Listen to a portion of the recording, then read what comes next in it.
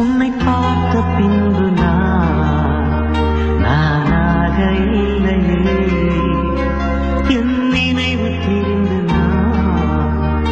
இது போல இல்லையே. எவளோ எவளோ என்று நெடுநாள் இருந்தேன், இரவும் பகலும் சிந்தித்தேன். இவளே இவளே என்று இதயம் தெரிந்தேன், இளமை இளமை பாதித்தேன். கொள்ளை கொண்ட நிலா என்னை கொன்று கொன்று தின்றதே.